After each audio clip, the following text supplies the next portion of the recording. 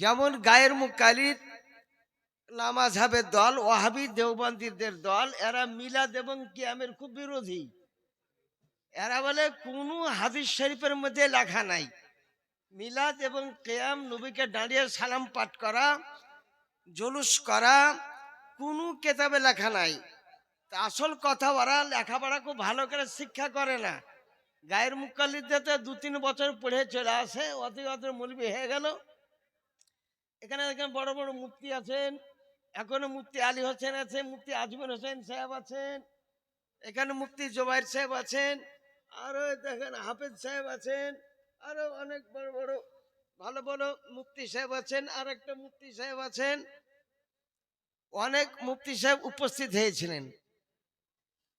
হাদিস শরীফ দেখার লোক নাই, দেওবন্দিরা হাদিস পড়তে জানে না। কোনদিন শুনেছেন নঈমুদ্দিন রেজভির সঙ্গে বাহাস করে কোন দেওবন্দি জিততে পেরেছে? আমরা আহলে সুন্নাতে জামাত এই স্টেজে যতটা লোক আছে, চ্যালেঞ্জ যদি করে দিই গোটা দেওবন্দের ভূত বনকে একদম। জি, ওটা দেওবন্দ নাম ছিল না, দেবী বন ছিল। দেবী বল। ওটার নাম দেখেন ইতিহাস, দেবী বন ছিল। হিন্দুরা সেখানে আপন আপন দেবীর ওইখানে রাখতো, পূজা করত। সেই জায়গাতে দেওবন্দের মাদ্রাসা। আর দেওবন্দের আসল মানে তো শয়তানের দল। ওরা মিলাদ ধরে পায় না, কিয়াম ধরে পায় না। বুখারী শরীফে কোনো বাপের বেটা যদি নামাজ পড়ার শব্দ আগে দেখাতে পারে তো জানবে যে একটা বাপের বেটা। বুখারী বলেন, মুসলিম বলেন, আবু দাউদ বলেন, নাসাই বলেন, ইবনে মাজাহ বলেন, তিরমিজি বলেন, যে কোনো হাদিস শরীফে নামাজ পড়ার কথা আগে লেখা নাই। কিসের কথা লেখা আছে? নবীকে সালাম করার কথা আগে লেখা আছে। নবীকে সালাম করার কথা লেখা আছে। তো ইয়া রাসূলুল্লাহ সালাম তো শিক্ষা করলাম, কাইফা সালাতু আলা নবী সাল্লাল্লাহু আলাইহি সাল্লাম, সালাম করাতে শিখলাম। ইয়া নবী সালাম লেখা বলা শিখলাম। মুস্তাফা জানে রহমত লাখু সালাম শিখলাম। এখন দরুদ শরীফ কাম করে পড়তে হয়। তো দরুদ শরীফের আগে সালাম ছিল বুখারী শরীফে। তারপর চলে গেল কিতাবুত তাহারাত, মেয়ে ছেলে কেমন করে নাপাক হয়, তারপর বেটা ছেলে কেমন করে নাপাক হয়, কি করে ওযু করতে হয়, তারপর চলে গেল বাবুল গোসল, তারপর বাবুল ওযু, তারপর বাবুল তায়াম্মুম, তারপর কিতাবুস সালাত। তারা তো বুখারী পড়তে জানে না। আপনি যদি বলেন যে এই মিলাদ শরীফ কিয়াম করা কোন হাদিস শরীফের মধ্যে আছে, মেয়েরাকে আরজ করব, আমরা যখন দাঁড়িয়ে নবী সালাম লেখা পাঠ করে, তোমরাও দাঁড়িয়ে নবী সালাম লেখা পাঠ করে দিও। কেতাবাত আমার আনা আছে, কিন্তু আমি কেতাবার খুলে দেখাবো না, আমি নোট করে এনেছি, এগুলো দেখালেন। এখানে ওলামায়ে কেরামগণ শুনেলেন। মুসলিম শরীফ দ্বিতীয় খণ্ড 419 পৃষ্ঠা, দ্বিতীয় খণ্ড 419 পৃষ্ঠা। এরপরে আর কোন হাদিস শরীফে মুসলিম শরীফে নাই। সাইদার রিজাল ওয়াল নিসা ফাওকাল বুয়ুতে ওয়া তাফারাকাল গিলমান ওয়াল খুদাম ফি তারিকে ইউনাদুনা ইয়া মুহাম্মদ ইয়া রাসূলুল্লাহ, ইয়া মুহাম্মদ ইয়া রাসূলুল্লাহ। অর্থাৎ মদিনা শরীফের মেয়েরা ছাদের উপর চড়ে এবং দরজাতে দাঁড়িয়ে রাসূলুল্লাহ সাথে জুলুসটা দেখতেছিল। আর বেটা ছেলে যারা, তারা রাস্তাতে আফরি তাফরি করতেছিল, আর তারা বলতেছিলেন নারায়ে রিসালাত ইয়া রাসূলুল্লাহ। আমরা যেমন বলছি নারায়ে রিসালাত ইয়া রাসূলুল্লাহ, তাই ইউনা দুনার মানেটা যে কি তাই তো তারা জানে না। নারায়ে রিসালাত মানে কি আর ইউনা দুনার মানে কি এটাই তো তারা বুঝতে পারে না। ইউনা দুনা ওয়া মুহাম্মদ ওয়া ইয়া রাসূলুল্লাহ। তারপরে লেখা আছে মুসলিম শরীফের দ্বিতীয় খণ্ড 306 পৃষ্ঠা, ওটা লেখা আছে যে কজনের জন্য দাঁড়িয়ে কিয়াম করা যায়। নবীর জন্য দাঁড়িয়ে কিয়াম করা যায়, আপন বাপের জন্য দাঁড়িয়ে কিয়াম করা যায়, আপন মার জন্য দাঁড়িয়ে কিয়াম করা যায়। এই গ্রামের সুন্নি সহিউল আকীদার সম্মানিত ব্যক্তি, তার জন্য দাঁড়িয়ে কিয়াম করা যায়। আচ্ছা, রাসূলুল্লাহ সাথে নিজে কিয়াম করেছেন? হ্যাঁ, রাসূলুল্লাহ নিজে কিয়াম করেছেন। মিশকাত শরীফ দ্বিতীয় খণ্ড বাবুল মুসাবাল মুয়ানাকা ইজা জাআত ফাতেমা ইলা বাইতিন নবী সাল্লাল্লাহু আলাইহি সাল্লাম ফাকামান নবী সাল্লাল্লাহু আলাইহি সাল্লাম, মুহাব্বতের কিয়াম, মুশফিকের কিয়াম। ফাতেমা যখন নবীর বাড়ি আসতেন তো রাসূলুল্লাহ সাল্লাল্লাহু আলাইহি সাল্লাম দাঁড়িয়ে কিয়াম করতেন। ওই যা জান নবী সাল্লাল্লাহু আলাইহি ওয়াসাল্লাম বাইতে ফাতেমা ফাকামাত ফাতেমা, যখন রাসূলুল্লাহ সাল্লাল্লাহু আলাইহি ওয়াসাল্লাম ফাতেমার বাড়ি যেতেন তো ফাতেমা দাঁড়িয়ে কিয়াম করতেন। আপন উস্তাদের জন্য দাঁড়িয়ে কিয়াম করা জায়েজ আছে, আপন পীরের জন্য দাঁড়িয়ে কিয়াম করা জায়েজ আছে। আল্লামা নববী রহমতুল্লাহ 6 জন ব্যক্তির জন্য দাঁড়িয়ে কিয়াম করা জায়েজ বলে দিয়েছেন। আমার কাছে কিতাব আছে, আপনি দিয়েছেন মিশরের কিতাব আছে, তুর্কিস্তানের কিতাব আমার কাছে এখানে আছে, কিন্তু কিতাব পড়ার লোক খুব কম। তাই আপনার থেকে আমি আরজ করি, আবেদন করি, একটা কিতাব আছে ওজন তার 22 কেজি। তো বলেন তো 22 কেজি কিতাব, এর 9ম খণ্ড 555 পৃষ্ঠাতে লেখা আছে ওয়ায়ানদুবুল কিয়াম, সারা দুনিয়ার মুসলমান দাঁড়িয়ে কিয়াম করা জায়েজ। আর মিশকাত শরীফ 2য় খণ্ড 403 পৃষ্ঠা, ওয়ান আবি হুরায়রা قال اذا دخل رسول الله صلى الله عليه وسلم في المسجد وحدثنا فاذا قام قمنا قياما حتى نراه كدخل رسول الله صلى الله عليه وسلم بعد بيت ازواجه। মিশকাত শরীফ। আমরা মদিনার মসজিদ নববীতে হুজুর হাদিস শরীফ শুনতাম, নবী যখন দাঁড়িয়ে যেতেন কুমনা কিয়ামান, আমরা সকলে দাঁড়িয়ে কিয়াম করতাম। মিলাদ করা জায়েজ আছে। মিলাদ করা মিশকাত শরীফের 179 পৃষ্ঠাতে লেখা আছে। রাসূলুল্লাহ স্বয়ং নিজের মিলাদ নিজেই করেছেন।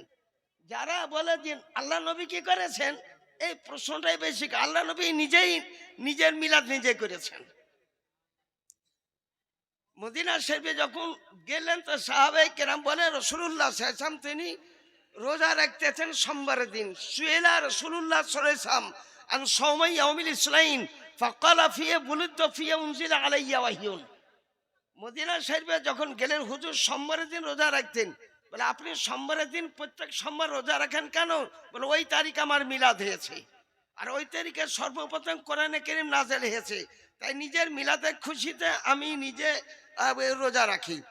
বুখারী শরীফ 2য় খণ্ড বাবু উম্মাহাতিকুম আল্লাতী আরদাআনকুম অধ্যায়ে লেখা আছে যে রাসূলুল্লাহ মিলাদ মুসলমান তো করেছি, আব্দুল মুত্তালিব 3 দিন পর্যন্ত গোটা মক্কার লোকে খাইয়েছিলেন নবীর মিলাদের খুশিতে, এবং আবুল আহাব পর্যন্ত খুশি করেছিল। সুয়াইবা নামনি একটা মেয়ে ছেলেকে আজাদ করেছিল।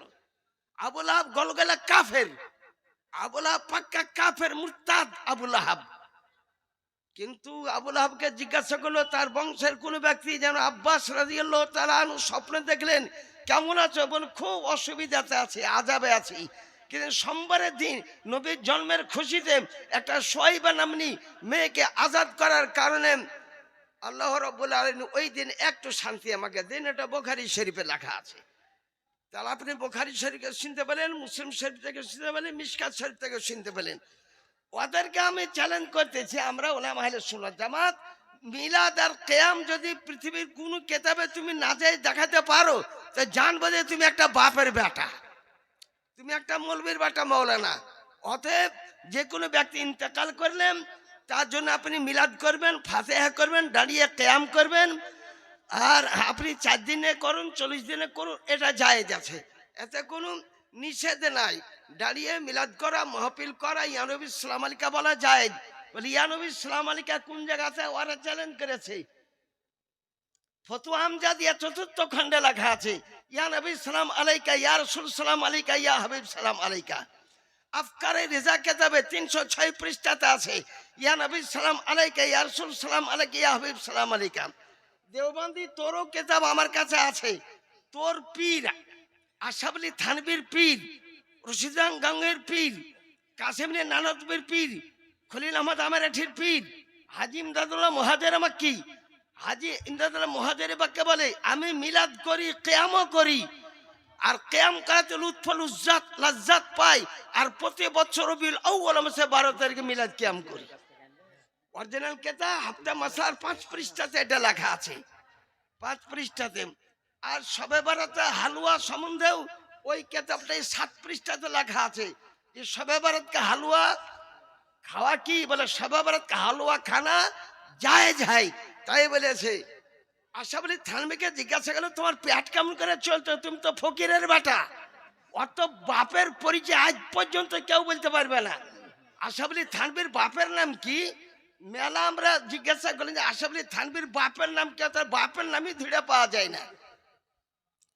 আশরাফ আলী থানভীকে জিজ্ঞাসা করা হলো যে তোমার বাপের সাথে কানেকশন নাই, তোমার বাপকে খাটে বেঁধে বৃষ্টিতে ভিজাইছ, তোমার ভাইয়ের মাথায় পেশাব করেছে আশরাফ আলী থানভী, এই কারণে তো মেলা কারণ ওর পর কুপুরের ফতোয়া পড়েছে।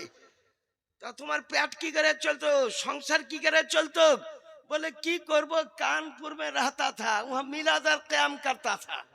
আমি কানপুরে যখন ছিলাম তো মিলাদের ক্যাম্প করতাম। কি কারণে? মিলাদে পয়সা পাওয়া যেত, ক্যাম্প করলে পয়সা পাওয়া যেত।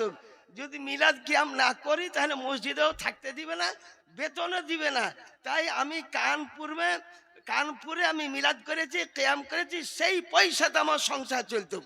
মিলাদ ক্যাম্প যদি হারাম হয় তা আশরাফ আলী থানভীর রক্ত হারামি, আশরাফ আলী থানভীর জাত হারামি। উনি যেই বলেছে আল ইফাজতুল ইয়াউমে কিতাবের প্রথম খণ্ডে লেখা আছে, আল ইফাজতুল ইয়াউমে কিতাবের প্রথম খণ্ডে এটা লেখা আছে।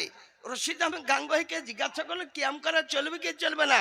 ফতোয়া রশিদিয়াতে লিখতেছে দিনদার কে লিয়ে খড়ে হোনা দুরুস্ত है, অর্থাৎ দিনদার ব্যক্তি ভালো ব্যক্তির জন্য দাঁড়িয়ে কিয়াম করা জায়েজ আছে। এই রশিদ আহমেদ গাঙ্গুহি পর্যন্ত বলেছে। এরকম হাজারো দলিল দিতে পারি, আমার কাছে কম বেশি 50 খান কিতাব আমাদের বাড়িতে আছে। আমাদের সেই হিসাবে আপনারা যে কোনো মাইয়েত ইন্তেকাল করলে তার মিলাদ করবেন, কিয়াম করবেন, দুরূদ শরীফ পড়বেন। চ্যালেঞ্জ যদি কেউ করে চ্যালেঞ্জ আপনি কবুল করে নেবেন। আর আমাদের আলী হোসেন আছে, মুফতি জুবাইর সাহেব, লড়াকু বক্তা মুফতি জুবাইর সাহেব, এক পীরের দরবারে গিয়ে এমন বুঝাতে ভাষণ দেওয়া দিয়েছে, যার ভাষণ গোটা পৃথিবীতে ভাইরাল হচ্ছে, সারা দুনিয়াতে ভাইরাল চলতেছে। সে পীর সাহেব নিজেই এখন বলতেছে যে আমি জানতাম না যে এই লোকটা অমুক, তাই মুফতি জুবাইরকে তোয়াজ করছে এখন। বেরাদারান ইসলাম, তাই আপনাদেরকে আরজ করি যে যে কোনো ব্যক্তি ইন্তেকাল করলে তার মিলাদ করা, মাহফিল করা, কিয়াম করা, ইয়া নবী সালাম আলাইকা বলা, মুস্তফা জানের রহমত বলা, লাখো সালাম বলা। ওই দেওবন্দির মাদ্রাসা দয়ানগর পাশে মুফতি জুবাইর সাহেবের জামাইয়ের বাড়ি আছে, আর ওখানে একটা ইমাম হচ্ছে প্রত্যেক দিন মুস্তফা জানের রহমত বলা, লাখো সালাম আসসালাতু ওয়াসসালামু আলাইকা ইয়া রাসূলুল্লাহ মসজিদে 5 ওয়াক্ত আজান দেওয়ার পর 5 মিনিট পর আসসালাতু ওয়াসসালামু আলাইকা রাসূল প্রতিদিন পড়তে চোখ বাধা করতে পারে না।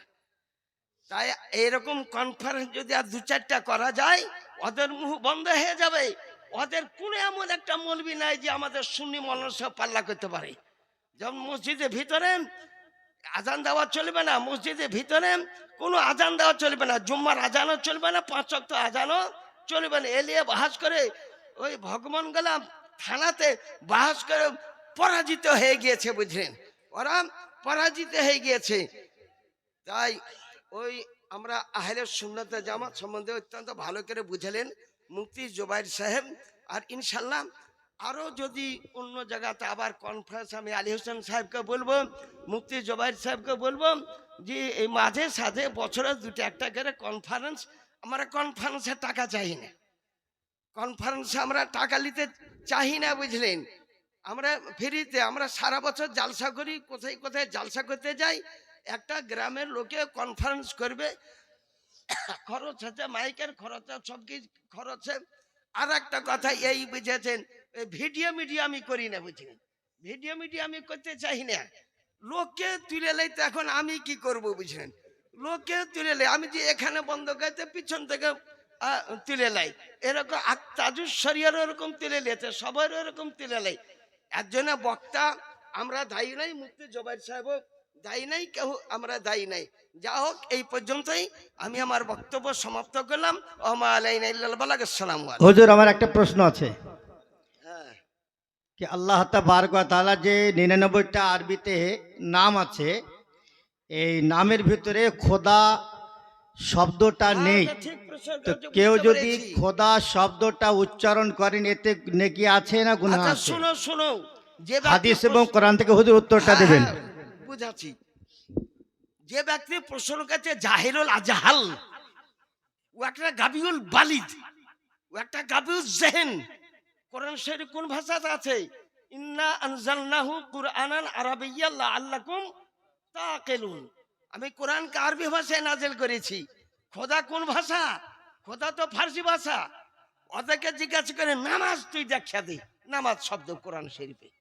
নামাজ শব্দ তো কোরআনে নেই, হাদিস শরীফে নাই, বাহেকিতে নাই, বুখারীতে নাই, মুসলিমে নাই, আবু দাউদে নাই, নাসাইতে নাই, ইবনে মাজাহে নাই, তিরমিজিতে নাই, শোবাতুল ইমানে নাই, নাসিমুর রিয়াদে নাই, দালাইলুন নবুওয়াত কোন কিতাবে যে নামাজ শব্দ নাই। নামাজ হলো ফার্সি ভাষা।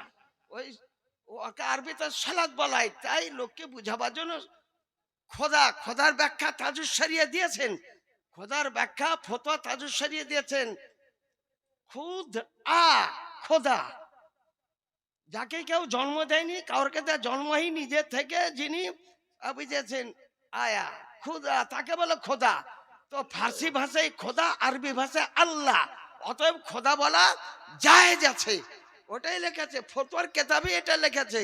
আজই ওটা আমি দেখে এসেছি যে খোদা বলা জায়েজ আছে, আল্লাহ বলাও জায়েজ আছে। আল্লাহ 99টা নামই মুনহাসির, এটাও তুমি ভাবিও না। 99টা নামই আল্লাহ রাব্বুল আলামিন। আমার রাসূলুল্লাহ সাল্লাল্লাহু আলাইহি ওয়াসাল্লাম নামে 1000টারও বেশি আছে। 99টা কেবল আপনাকে গণতি করে দেখাইছে তাই। কিন্তু আল্লাহ রাব্বুল আলামিন ওগুলা সিফাতি নাম, জাতি নাম একটা, জাতি নাম একটা, ওটা হচ্ছে আল্লাহ। বাদ বাকি রহমান বলেন, রাহিম বলেন, কারিম বলেন, এগুলা হচ্ছে সিফাতি নাম। আল্লাহর সিফাত কাদিম, আল্লাহর জাত কাদিম, আল্লাহর কালাম কোরআন শরীফ কাদিম। আর একটা হুজুর প্রশ্ন, আকামাতের টাইমে ঘাড় দুই দিকে ঘোরাতে হবে কিনা?